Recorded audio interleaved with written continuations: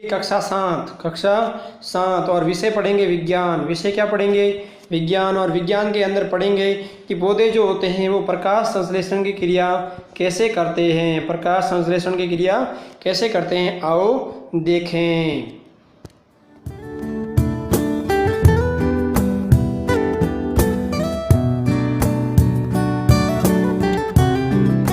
नमस्कार, मैं सुरेश आपका इस नए YouTube चैनल में आपका हार्दिक स्वागत एवं अभिनंदन करता हूं। मैं उम्मीद करता हूं आप घर पे स्वस्थ होंगे, खुशी होंगे और मज़े के अंदर पढ़ रहे होंगे। लेकिन ध्यान रहे, हम पढ़ेंगे बेसिक बातों से। बेसिक बातों से मतलब हो सकता है अपन अपनी मातृभाषा में आ जाएं, मातृभाषा के अंदर ही पढ़ें। और मैं कोशिश करूँगा कि अधिकतर हम जितना भी सिलेबस हम कवर करें वो पूरा सिलेबस हम मातृभाषा के अंदर ही हम कवर करें। बस आपका थोड़ा सपोर्ट चाहिए। इस वीडियो को आगे शेयर करें ताकि आप जैसे और भी विद्यार्थी इस चैनल से जुड़ें और हूब टू हू जैसे स्कूल में पढ़ाया जाता है वैसे मौज मस्ती के अंदर पढ़ा जाए। तो आपा चला हमें आगे, देखो ध्यान टाबरा। तो देखो अपन जो पढ़े रहा था वो पढ़े रहा था पादपों में पोषण। कक्षा 7वीं में पढ़ो थी, प्रमोट हुआ पर अब तो कहानी को नहीं, कुछ भी नहीं आओ तो क्यों कि सर पढ़िया ही को नहीं पढ़ा के लॉकडाउन तो लाग लाग करे। तो पढ़ना भी एक बड़ी चुनौती है, समस्या है। कोई समस्या नहीं है, मैं खड़ा हूँ आपके साथ ऑनलाइन। नो दिक्कत, फ्री माइंड होके पढ़िए, आराम से पढ़िए। और यदि आपको कोई समस्या आती है, कोई भी थाने कोई भी समस्या आवे तो सीधो यूट्यूब चैनल खोल लो। यूट्यूब चैनल खोल नीचे कमेंट बॉक्स में बड़ो भर मैसेज लिख देनो, थाने एणो उत्तर मिल जाएगा। कोई दिक्कत नहीं है, किन्ने प्रकार की कोई समस्या नहीं है। तो आप आज चला आगे। तो दो ध्यान, कुछ पार्ट में अपलोड कर दिया था, इसका पहला भाग अपलोड हो गया है। आज हम इसका भाग पढ़ेंगे दूसरा। तो दे ध्यान, मन लगा के पढ़ें और अच्छे से पढ़ें और इसमें कोई दिक्कत नहीं आएगी आपको। ये बात आप ठान के चलें, मान के चलें। और ये वीडियो बनेगा कम से कम 20 मिनट का या 15 मिनट का। तो 15 मिनट या 20 मिनट, इससे ज़्यादा मैं आपका समय नहीं लूँगा।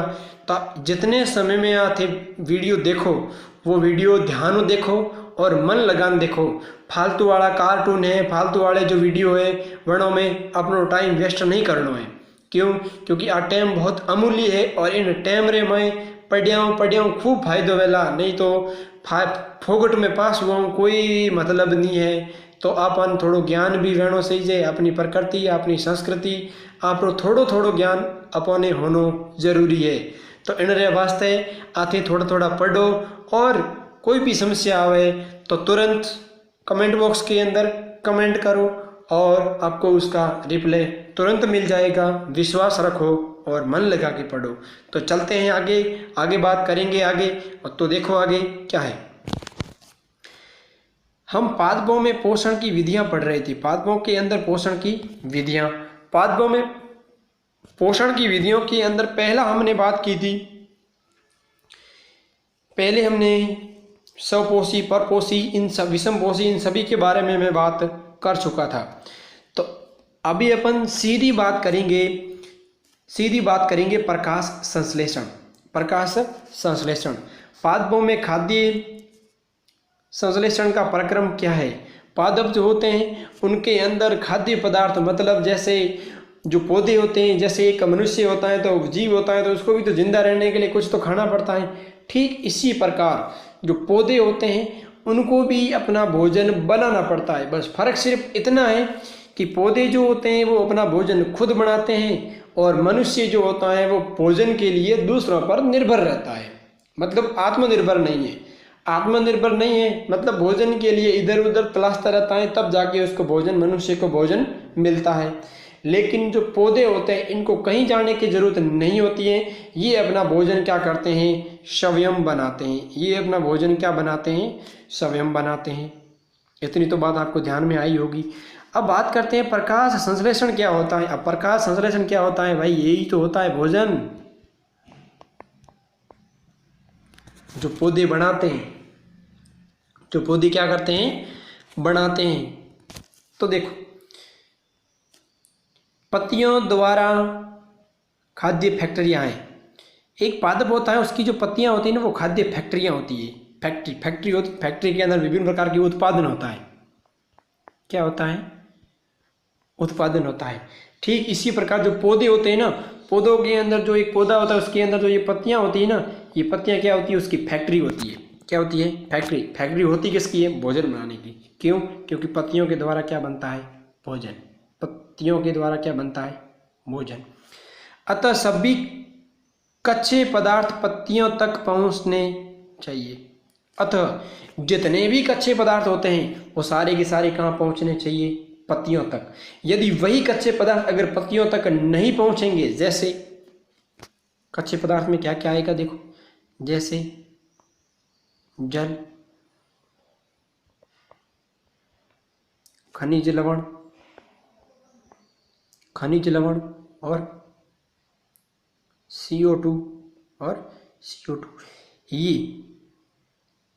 ये जो होंगे वो क्या करेंगे, भोजन का निर्माण करेंगे। और पत्तियां जो होगी वो क्या करेगी, भोजन का निर्माण करेगी।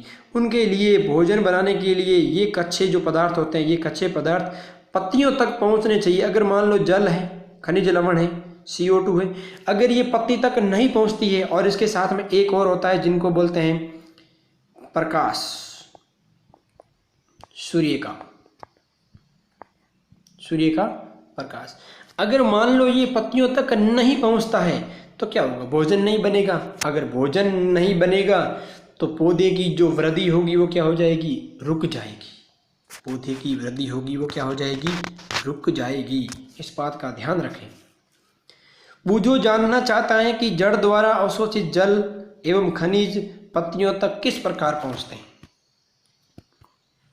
आप भी जानना चाहोगे, बिल्कुल चाहोगे। क्यों, क्योंकि जो मृदा के अंदर उपस्थित जो जल है, जो खनिज पदार्थ है, वो पत्तियों तक कैसे पहुंचता है, तो इसके बारे में भी जानना है हमें।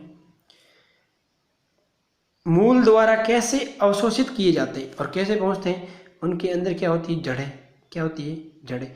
उन जड़ों के द्वारा क्या करते हैं, अवशोषित किए जाते हैं। जड़ों से, मृदा से उनको क्या किया जाता है, अवशोषित किया जाता है। और अवशोषित करके कहाँ पहुँचाया जाता है, पत्तियों तक। कहाँ पहुँचाया जाता है, पत्तियों तक। अब बात करते हैं कि एक पौधा होता है, पौधे के अंदर छोटी पत्ती होती है। वो छोटी पत्ती भोजन कैसे बनाती है, क्या बनाती है, भोजन कैसे बनाती है, भोजन कैसे बनाती है, कौन, पत्ती। कौन, पत्ती। अब पत्ती होती है वो भोजन कैसे बनाती है, तो आइए जानते हैं। तथा तने के माध्यम से पत्तियों तक पहुंचाए जाते हैं। कैसे पहुंचते हैं, सीधी बात है, जड़ों के द्वारा उनका क्या होगा, अवशोषण। जड़ों के द्वारा क्या होगा, उनका अवशोषण होगा। और तने के माध्यम से पत्तियों तक पहुंचाए जाते हैं। तने के माध्यम से पत्तियों तक पहुंचाए जाते हैं। और पत्ती की सतह पर उपस्थित सूक्ष्म रंध्र, बात आ गई यहाँ, ध्यान दो। एक पत्ती होती है, उस पत्ती के ऊपर क्या होते हैं, छोटे छोटे छिद्र होते हैं। छोटे छोटे क्या होते हैं, छिद्र होते हैं, जिनको बोलते हैं रंध्र। क्या बोलते हैं, रंध्र। क्या बोलते हैं, रंध्र। जो छोटे छोटे छिद्र होते हैं, उन छोटे छोटे छिद्रों को क्या कहा जाता है, रंध्र कहा जाता है। और उन्हीं रंध्रों के अंदर क्या प्रवेश करती है, वायु के अंदर उपस्थित एक गैस होती है जिनको बोलते हैं CO2, कार्बन डाइऑक्साइड। और ये कहाँ प्रवेश, उस पत्ती के अंदर क्या करती है, प्रवेश करती है।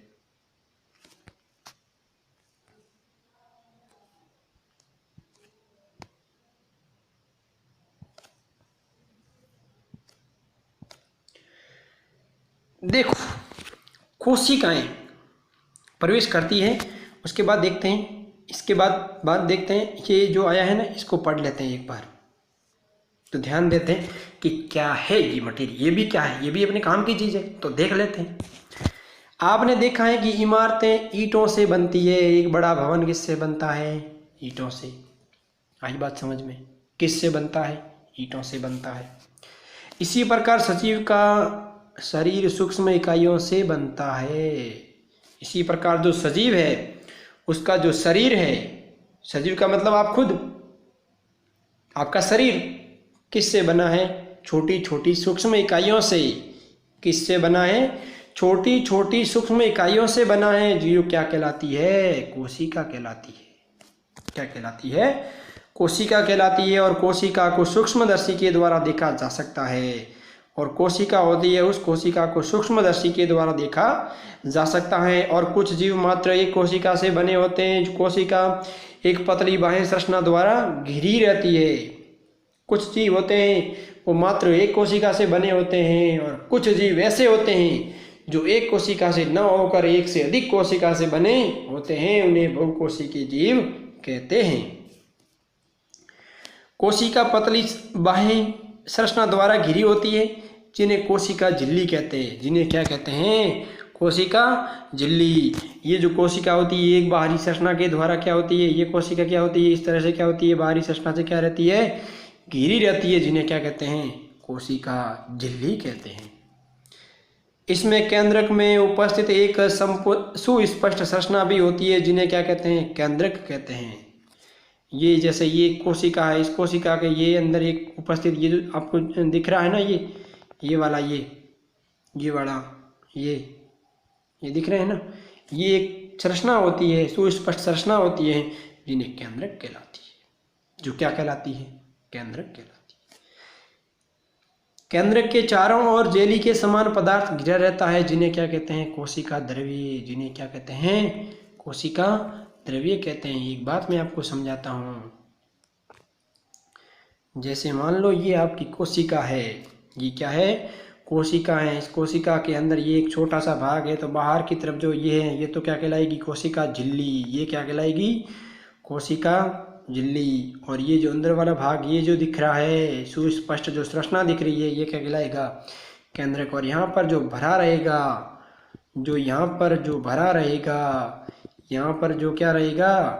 भरा रहेगा। ये जो भरा हुआ है ये क्या कहलाएगा? केंद्रक द्रव्य या कोशिका द्रव्य। आई बात समझ में? तो यहाँ तक आपको मेरे ख्याल से आपकी बात कंप्लीट हुई होगी। तो अब देखते हैं आगे। देखो, अब हम बात कर रहे थे पत्तियों की। तो एक जो पत्ती होती है, उस पत्ती का जो मुख्य विवरण होता है वो क्या होता है? उस पत्ती के अंदर ऐसा क्या होता है कि वो पत्ती क्या बनाती है? भोजन बनाती है। क्या बनाती है? भोजन बनाती है। तो उसके अंदर क्या होते हैं? वो एक पत्ती होती है, उस पत्ती के अंदर क्या होते हैं? रंध्र। क्या होते हैं? रंध्र होते हैं। वह रंध्र कोशिकाओं द्वारा घिरे रहते हैं। और ये होते हैं वो द्वारक कोशिकाओं के द्वारा क्या रहते हैं? घिरे रहते हैं। और ऐसे छिद्रों को क्या कहते हैं? रंध्र कहते हैं। जल एवं खनिज वाहिकाओं द्वारा पत्तियों तक पहुंचाए जाते हैं। अब देखो, जैसे मान लो ये एक पत्ती है, जैसे ये पौधा है, जैसे ये एक पत्ती है। इस पत्ती के अंदर ये तो क्या है? तना है। और ये क्या है? पत्ती है। इसके ऊपर क्या है? छोटे छोटे सूक्ष्म छिद्र है।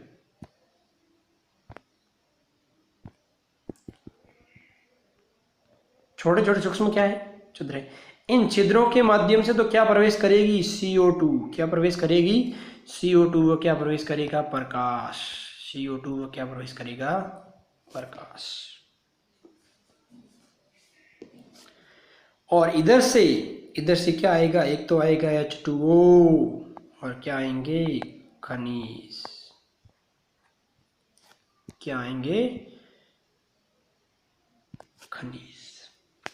आई बस, क्या आएंगे? खनिज। तो ये जैसे ही खनिज आएंगे इधर, और ये आएगा इधर, यहाँ पर क्या बनेगा? भोजन। क्या बनेगा? भोजन बनेगा। समझ में आई होगी ये बात मेरे ख्याल से।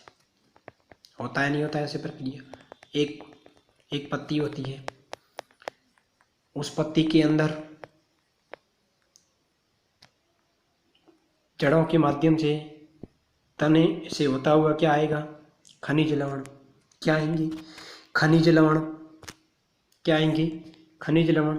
और पत्ती के अंदर जो छिद्र होंगे जिनको रंध्र कहेंगे, उन रंध्रों के माध्यम से कार्बन डाइऑक्साइड उसके अंदर प्रवेश करेगी और प्रकाश की उपस्थिति के अंदर एक रासायनिक क्रिया होगी जिसके माध्यम से क्या बनेगा, भोजन। क्या बनेगा, भोजन बनेगा।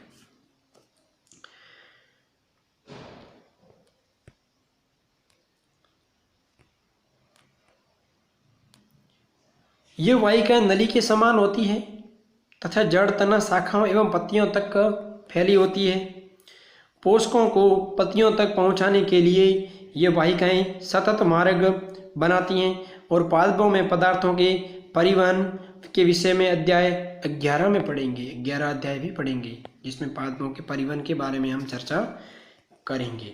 ये वापस लड़की क्या कहती है, पहली जानना चाहती है कि पत्तियों में भोजन की क्या विशेषताएं। ऐसा क्या है कि वे खाद्य पदार्थों की संश्लेषण करती है परंतु दूसरे पादप नहीं करते। कुछ विशेषता तो होगी। ऐसा क्यों होता है? ऐसा इसलिए होता है क्योंकि उसके अंदर एक वर्णक होता है जिसका नाम क्या है, हीमोग्लोबिन। इसका नाम क्या है, हीमोग्लोबिन कहते हैं। पत्तियों में एक हरा वर्णक पाया जाता है जिसकी वजह से उसका रंग भी कैसा होता है, हरा होता है, जिसको बोलते हैं क्लोरोफिल या हरित लवक। हरित लवक कहते हैं। क्लोरोफिल के प्रकाश सौर प्रकाश की ऊर्जा का ग्रहण करने की पत्तियों की सहायता से करता है। ऊर्जा का जो संग्रहण जो होता है वो किसकी सहायता से करता है, पत्तियों की सहायता से करता है। और इस ऊर्जा का उपयोग जल एवं कार्बन डाई, यहाँ से अंडरलाइन करते जाओ, जो ऊर्जा का संग्रहण करता है उसमें जल एवं कार्बन डाइऑक्साइड के से खाद्य संश्लेषण से होता है, क्योंकि खाद्य संश्लेषण सूर्य के प्रकाश की उपस्थिति में होता है, इसीलिए इसे प्रकाश संश्लेषण कहते हैं। अतः हमने देखा कि क्लोरोफिल सूर्य का प्रकाश और कार्बन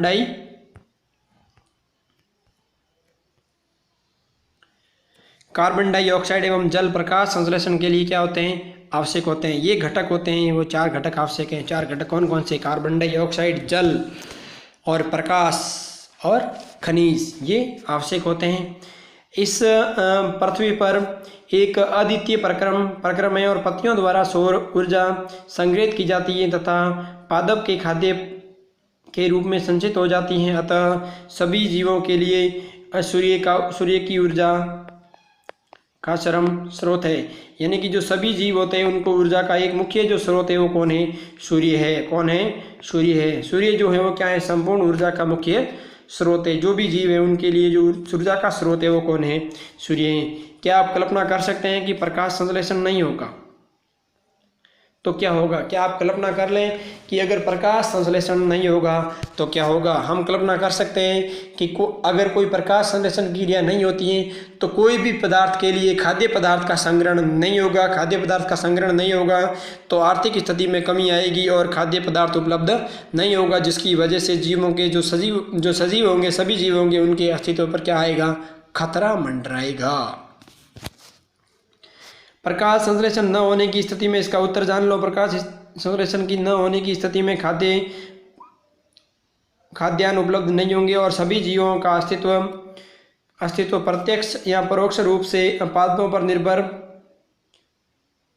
द्वारा निर्मित भोजन पर निर्भर करता है। और इसके अतिरिक्त सभी जीवों के लिए परम आवश्यक ऑक्सीजन भी प्रकाश संश्लेषण के दौरान निर्मित होती है। और ऐसा नहीं है कि केवल भोजन ही बनता है, भोजन नहीं, जो हम सांस लेते हैं ना उसके लिए O2 जो गैस होती है ना, वो O2 गैस भी प्रकाश संश्लेषण की क्रिया जब होती है तब निर्मुक्त होती है। प्रकाश संश्लेषण की अनुपस्थिति में पृथ्वी पर जीवन की कल्पना करना क्या है, असंभव है। अगर प्रकाश संश्लेषण की प्रक्रिया नहीं होगी तो पृथ्वी के ऊपर जीवन की कल्पना करना संभव नहीं है। जीवन का अस्तित्व ही क्या हो जाएगा, खतरे में पड़ जाएगा। प्रकाश संश्लेषण के दौरान पत्ती की क्लोरोफिल युक्त कोशिकाएं सूर्य के प्रकाश की उपस्थिति में कार्बन डाइऑक्साइड एवं जल से कार्बोहाइड्रेट का संश्लेषण करती हैं और इस प्रक्रम को निम्न समीकरण के द्वारा समझा जा सकता है। तो समझिए, ये समीकरण है आपके पास। ये क्या है? CO2। ये क्या है? H2O। क्या है? H2O। और क्या है? सूर्य का प्रकाश उपस्थिति। और क्या है? क्लोरोफिल। ये प्रक्रिया हो रही है पत्ती के अंदर हरा रंग होता है किसके कारण? क्लोरोफिल के कारण। और किसका निर्माण हो रहा है? कार्बोहाइड्रेट। और किसका निर्माण हो रहा है? ऑक्सीजन का। कार्बोहाइड्रेट और किसका निर्माण हो रहा है? ऑक्सीजन का निर्माण हो रहा है। तो और इसे ये जो पूरी अभिक्रिया होती है, इस अभिक्रिया को हम क्या कहते हैं? प्रकाश संश्लेषण। क्या कहते हैं? प्रकाश संश्लेषण कहते हैं। और इस प्रक्रम में ऑक्सीजन क्या होती है? निर्मुक्त होती है। और इस प्रक्रम के अंदर क्या निर्मुक्त होती है? O2। क्या निर्मुक्त होती है? O2 निर्मुक्त होती है। कार्बोहाइड्रेट अंततः पत्तियों में मंड या स्टार्च के रूप में क्या हो जाता है?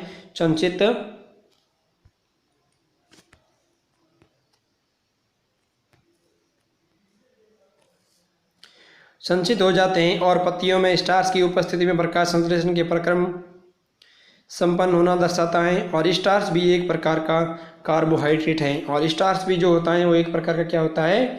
कार्बोहाइड्रेट ही होता है। देखो, जैसे ये एक पत्ती होती है, इस पत्ती के जो कुछ भाग होते हैं वो मैं आपको बताता हूँ एक एक। जैसे ये एक पत्ती है, ये क्या है? एक पत्ती है। ये क्या है? पत्ती है। क्या है? पत्ती है। और इस पत्ती के अंदर, इस पत्ती का जो यहाँ से लिया गया ये काट है, उस काट का दृश्य ये चित्र बी के अंदर दर्शाया गया है। इसके अंदर देखो, इस तरह से ये एक पूरा भाग है। और इसके अंदर देखो, ये कोशिकाएं, द्वारक कोशिकाएं हमने पढ़ी थी। और द्वारक कोशिकाओं के मध्य में क्या होता है? एक रंध्र होता है। क्या होता है? रंध्र होता है। ये देखो, क्लोरोफिल युक्त कोशिकाएं दर्शाते हुए किसी पत्ती का चित्रकाट, किसी पत्ती का काट चित्र। और इस तरह से इसके जो अंदर वाला जो भाग होगा वो ये है। इस तरह से देख लो ये। और इसके अंदर जो ये दिख रहे हैं ना, ये बिंदु वगैरह, ये सारे जो होते हैं ना, ये इनको बोलते हैं क्लोरोफिल। क्या बोलते हैं? क्लोरोफिल। और क्लोरोफिल के कारण ही क्या है? पत्ती का रंग कैसा होता है? हरा। और जब क्लोरोफिल उसके अंदर उपस्थित है तो कौन सी प्रक्रिया होती है? प्रकाश संश्लेषण की प्रक्रिया। कौन सी प्रक्रिया होती है? प्रकाश संश्लेषण की प्रक्रिया। नीचे देखो, एक डायग्राम दिखाया गया है। इस डायग्राम को सही तरीके से भली भांति आप चेक करो।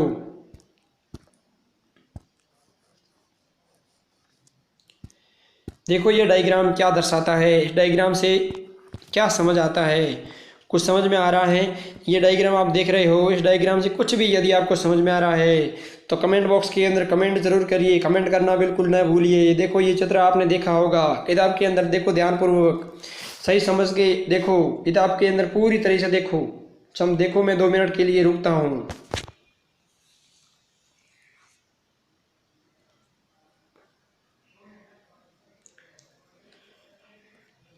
आपने इसमें क्या देखा? आपने इसमें देखा, एक तरफ क्या है? सूर्य महाराज। सूर्य महाराज जो प्रकाश के सबसे बड़े स्रोत है, जो प्रकाश के क्या है? सबसे बड़े स्रोत हैं। और एक तरफ क्या है? पौधा। एक तरफ क्या है? पौधा। और यही जो पौधा होता है,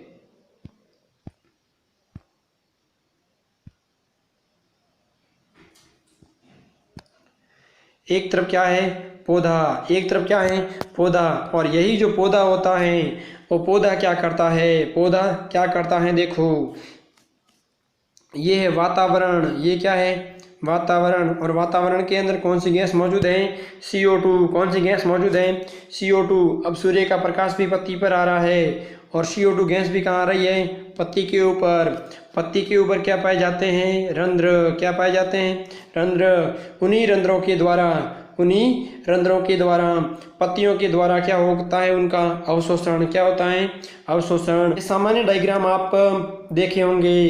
इन सामान्य डायग्राम के अंदर हमने ये देखा कि इसके अंदर जो ये पत्तियां बनी हैं, इन पत्तियों के अंदर ये पत्तियां जो होती है वो क्या करती हैं? ये जो क्या होती है? जड़ें। ये क्या होती है? जड़ें। इन जड़ों के द्वारा क्या होता है कि पौधे के जो ये होगा तना, ये जो क्या है? तना है। और इस तने के द्वारा क्या होगा? खनिज लवण होंगे, वो क्या होंगे? अवशोषित होंगे। खनिज लवण क्या होंगे? अवशोषित होंगे। और ये खनिज लवण कहाँ जाएंगे? पौधे की पत्तियों तक। कहाँ जाएंगे? पत्तियों तक। और पत्ती से क्या होगा? पत्ती से क्या होगा कि पत्ती से कार्बन डाइऑक्साइड का अवशोषण तो होगा ही, कार्बन डाइऑक्साइड का क्या होगा, अवशोषण तो होगा ही, कार्बन डाइऑक्साइड का अवशोषण तो होगा ही।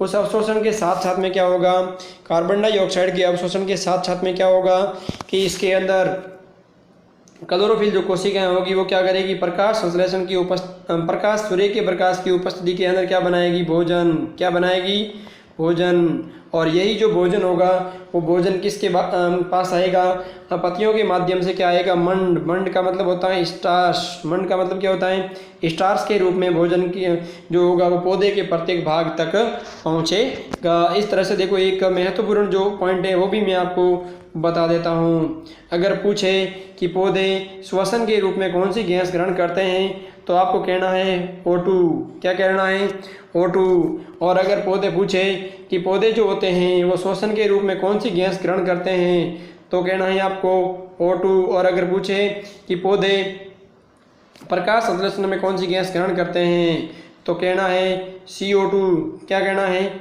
CO2 कहना है, क्या कहना है, CO2। इसके अंदर दो अलग अलग प्रक्रिया होती है, रात की प्रक्रिया अलग होती है। रात के अंदर क्या होता है, रात के अंदर CO2 छोड़ी जाती है, रात के अंदर CO2 पौधे क्या करते हैं, छोड़ते हैं और O2 को क्या करते हैं, ग्रहण करते हैं। और दिन के अंदर क्या करते हैं, दिन के अंदर अलग करते हैं, दिन के अंदर क्या करते हैं, CO2 क्या करते हैं, ग्रहण करते हैं, CO2 क्या करते हैं, CO2 क्या करते हैं, ग्रहण करते हैं, CO2 क्या करते हैं, ग्रहण करते हैं। और O2 क्या करते हैं, छोड़ते हैं, और O2 क्या करते हैं, छोड़ते हैं। ये बात आप कन्फर्म करके ध्यान में रखना और चाहो तो आप स्क्रीनशॉट भी लग सकते हो। एक बार मैं फिर बोल रहा हूँ, पौधे जो होते हैं वो रात के अंदर क्या करते हैं, जो पौधे होते हैं वो रात में क्या करते हैं, CO2 को ग्रहण करते हैं। पौधे जो होते हैं वो रात के अंदर क्या करते हैं, CO2 छोड़ते हैं, CO2 को छोड़ते हैं और O2 को क्या करते हैं, ग्रहण करते हैं। इसका मतलब बात आ गई कि पौधे जो होते हैं वो श्वसन की क्रिया के अंदर कौन सी गैस ग्रहण करते हैं तो हम कह सकते हैं कौन सी गैस ग्रहण करते हैं, O2 ग्रहण करते हैं। कौन सी ग्रहण करते हैं, O2 ग्रहण करते हैं। और अगर बात करें दिन की बात करें तो दिन के अंदर जो पौधे होते हैं वो कौन सी गैस ग्रहण करते हैं, वो भोजन के रूप में कौन सी गैस ग्रहण करते हैं, CO2। कौन सी ग्रहण करते हैं, CO2। और छोड़ते कौन सी है, O2। कौन छोड़ते हैं, O2 छोड़ते हैं। तो ध्यान रखना, पौधे जो पेड़ पौधे होते हैं वो कभी भी श्वसन की क्रिया में कभी कार्बन डाइऑक्साइड ग्रहण नहीं करते हैं, वो श्वसन की क्रिया के अंदर ऑक्सीजन गैस ग्रहण करते हैं। ये बात आप मेरे ख्याल से समझ गए होंगे, शायद आपको समझ में भी आ चुकी होगी।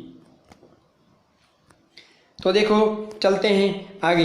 बूजों ने देखा कि कुछ पादपों में पत्तियां गहरी लाल, बैंगनी अथवा भूरे रंग की होती हैं और वो ये जानना चाहती हैं कि क्या इन पत्तियों में भी प्रकाश संश्लेषण होता है। इसके बारे में हम जानेंगे नेक्स्ट क्लास के अंदर। अभी क्लास लगभग 22 से 20, 23, 25 मिनट की करता हूँ। आप इस क्लास को बार बार देखिए और इस चैनल से जुड़ जाइए ताकि इसकी जो हर अपडेट है वो आप तक ज़रूर पहुँचें। सुरक्षित रहिए, घर पे रहिए, कोरोना महामारी के अंदर अपना ख्याल रखिए और अपने परिवार वालों का भी ख्याल रखिए। और अगर आपके पास मोबाइल स्मार्टफोन है तो स्मार्टफोन को अपने लिए सही तरीके से यूज़ कीजिए।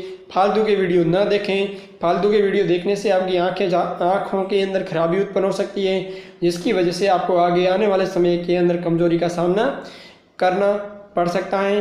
तो इसी उम्मीद के साथ, इन्हीं तथ्यों के साथ मैं आपसे विदा चाहूँगा। फिर मिलूँगा आपसे अगली कक्षा के अंदर। तब तक मौज से रहिए, मस्ती से रहिए और खुशी रहिए। धन्यवाद।